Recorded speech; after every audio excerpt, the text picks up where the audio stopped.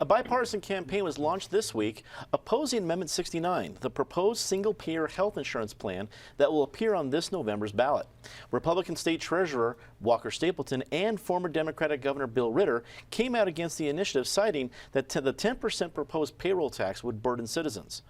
We should note that the organization is called, the opposition organization is called Coloradans for Coloradans.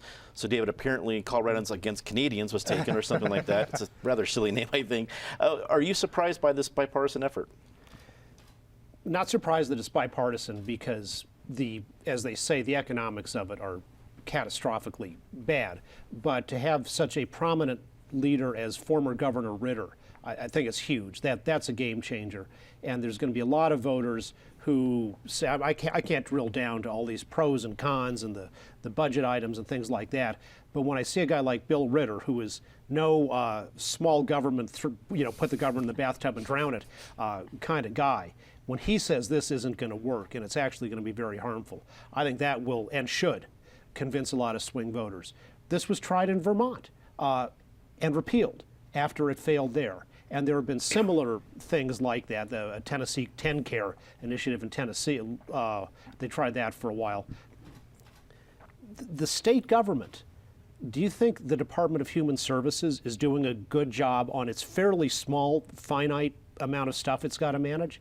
How about like Child Protective Services? Is that working well? Every 6 weeks or so, you get an article in the papers about how completely messed up the state's computer systems are. You want to take that organization, which is already having a lot of problems managing what it is supposed to do, and in a fiscal sense, double what they're required to do. I don't think the government at this stage in its development has the competence to take over every single person's health care in the state of Colorado. And remember, this is a constricting system because they're only going to make it work by putting price caps on medical providers. And they would actually criminalize it if you go to a medical provider with your own money and pay that medical provider with your own money more than this price cap. So it'll be a great way to drive doctors out of Colorado and devastate the health of the people of Colorado. Penn, so Kelly Brough, Bill Ritter, and Walker Stapleton all walk into a bar and agree. This must be a big deal, right? Well, first I should say, after listening to David, I want to take 2 aspirin and go home and take a nap. I'm so depressed. But in many respects, he's right. But no, this is like shooting fish in a barrel. And it's interesting to see how this debate gets formed. The technical proposal itself, it's doomed. It's just fatally flawed. It's a constitutional amendment, which is a non-starter, and it cost $1 bajillion, which Colorado voters are never going to go for. But if the proponents are smart, and I don't know any of them, and I think the reason this is on the ballot is it's a reflection and expression of citizen frustration with the whole medical services, insurance company, pharmaceutical company, healthcare delivery system. I think of the old movie Network where the guy screams out the window, "I'm mad as hell and I'm not going to take it anymore." I think that's part of what this proposal is. I think what you've got people saying is this has got to stop. You know, the Affordable Care Act was an effort, but premiums are going up. Deductibles are rising. You know, the quality of care isn't that much better. Remember that young punk, I'm sorry, I say the word punk, the brat, who raised the prices of his drugs by 1,000% because he could? And then he ends up getting prosecuted or indicted or something for some criminal activities. People are angry about health care.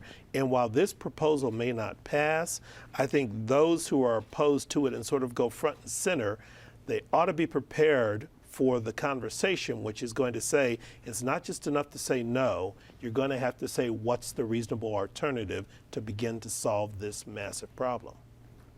Mike, were you surprised to see such a big bipartisan group come together pretty early in the campaign? I mean, it's still January, and we're talking about a group coming together to fight something that's on the November ballot. Absolutely not. Colorado and the nation have been through a lot of change when it comes to healthcare policy.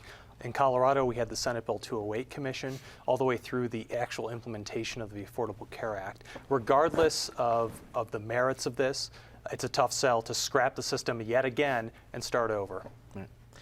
Patty, if Bernie Sanders does well in Colorado, does this do well, or are they both doomed? Well, you can always be surprised by Coloradans for Coloradans. So if Bernie, maybe they just want to stomp it before Bernie gets in, if that's going to happen. But when we are looking at this November ballot, it is so crazy. This is just the least of the contentious issues that are on there. We heard Jared Polis this week talking about oil and gas again. We've got those ballot measures.